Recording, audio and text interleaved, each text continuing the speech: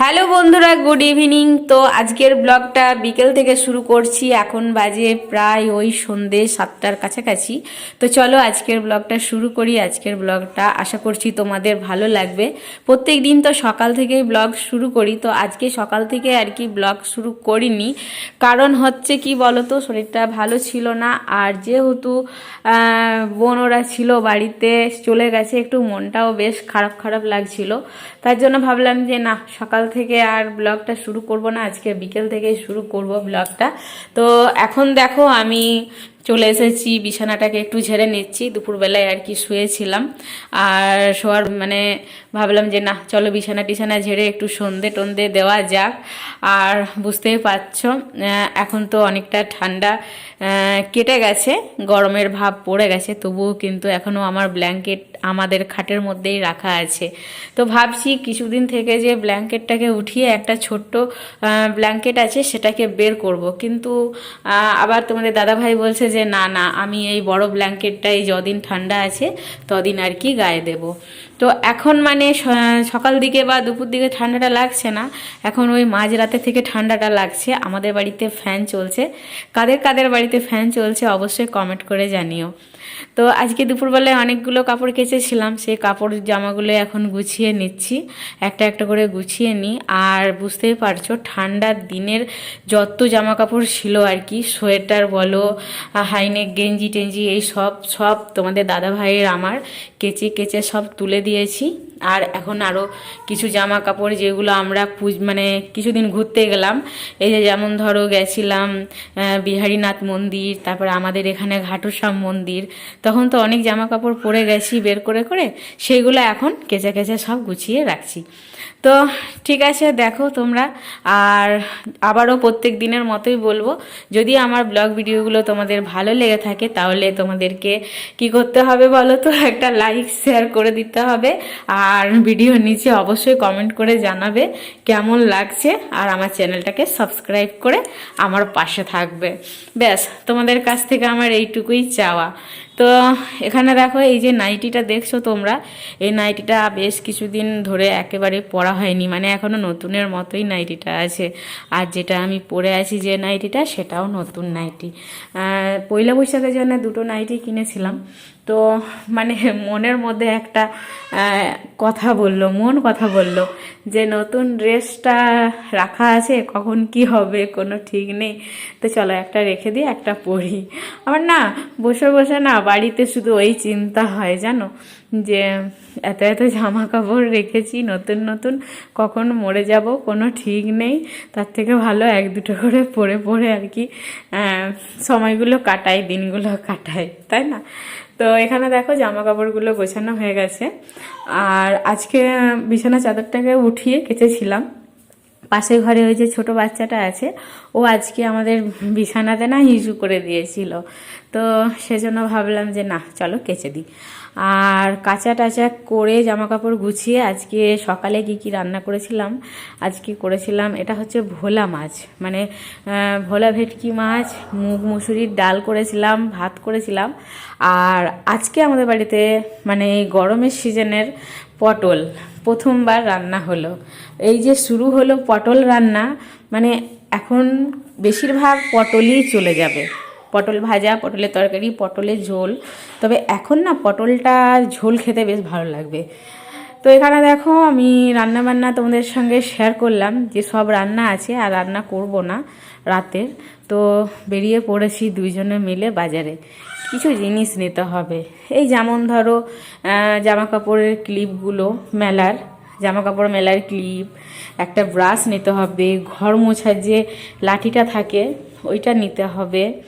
তারপরে এই যে দোকানে চলে এসেছি, ডিবা টিবা আর কি বোতল, বুঝতে পারছো গরম পড়ে গেছে, কিছু বোতলও নিয়ে নেব ভাবলাম। তো ফ্রিজের মধ্যে না বড় বড় বোতলগুলো রাখি, তো এক বোতল জল একবারই শেষ করতে পারি না, সেজন্য ভাবলাম যে 4-5টা ছোটো বোতল নিয়ে নিলে ছোটো বোতলগুলো একবার মানে বের করলে এক বোতলেই আর কি পুরোটাই খাওয়া যাবে। তো এখানে দেখো সব জিনিসপত্রগুলো নিয়ে বসে পড়েছি, আর তোমাদের সঙ্গে শেয়ারও করে নিচ্ছি কি কি নিয়েছি।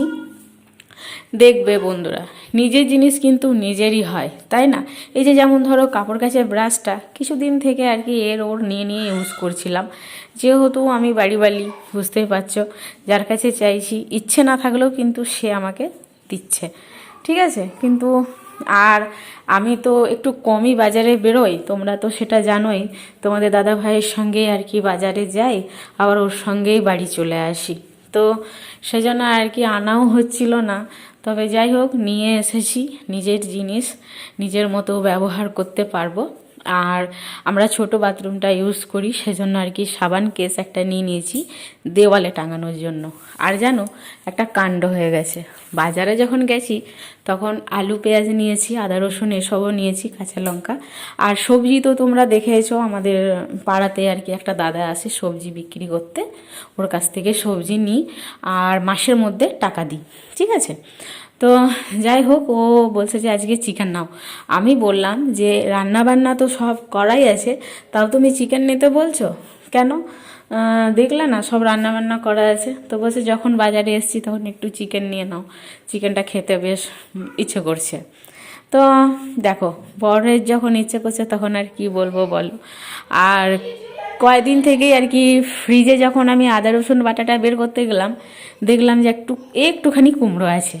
তো সেই কুমড়োটাকে কেটেও আর কি সর্ষে ফোড়ন দিয়ে ভেজে দিলাম, আর চিকেনটা বানিয়ে দিলাম বরকে।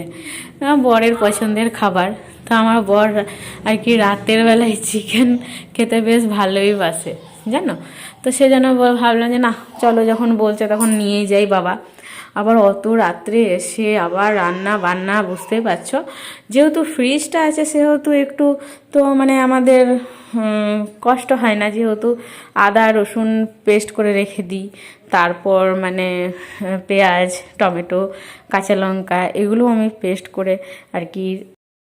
চলো বন্ধুরা, কালকে অনেকটা রাত হয়ে গেছিলো, সেজন্য ভিডিওটা শেষ করতে পারিনি। তো ভাবলাম যে সকালবেলা একটু তোমাদের সঙ্গে কথা বলে ব্লগটা আর কি শেষ করে দিই।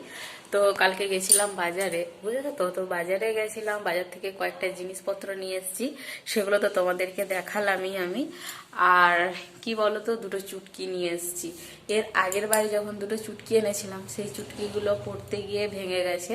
তারপরে আবার চুটকি নিয়ে এসেছি, সেই চুটকিটাও মানে কি বলবো, আমি কি মানে এতটাই অন্ধ। চুটকিগুলো মানে দুটো চুটকি এনেছিলাম, সেই দুটো চুটকি আর কি পড়তে গিয়ে ভেঙে গেছে, মানে যে ওটা জয়েন্ট ছিল চুটকিটা, বুঝেছো? সেই জন্য ভেঙে গেছে পড়তে গিয়ে। তারপরে আবার আমার দুজোড়া চুটকি, তারপরে হাতে তোমরা দেখেছো যে রূপোর আংটি পরতাম, এখন তিনটে আংটি পরতাম, এটাই আর এইটাতে। তো তিনটে আংটির মধ্যে সব খুলে দিয়েছি, পাথরের আংটি, একটা মুক্তো, একটা ক্যাটসাই, আর একটা রক্তপ্রবাল। তো যাই হোক না কেন, ওই রূপোর আংটিগুলো দিয়ে আরো দুটো চুটকি দিয়ে আরেকটা চুটকি নিয়েছিলাম। তো চুটকিটা মানে কি বলবো তোমাদেরকে, মানে এতটাই আমি অন্ধ যে দুটো দু রকমের নিয়ে এসেছি।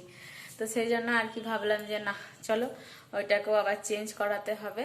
আর এখন কিছু জিনিস যেগুলো নিয়ে এসেছি সেগুলো জায়গায় রাখবো। তো চলো, বিশেষ কিছু আর বলছি না, আজকের ব্লগটা এখানেই শেষ করছি।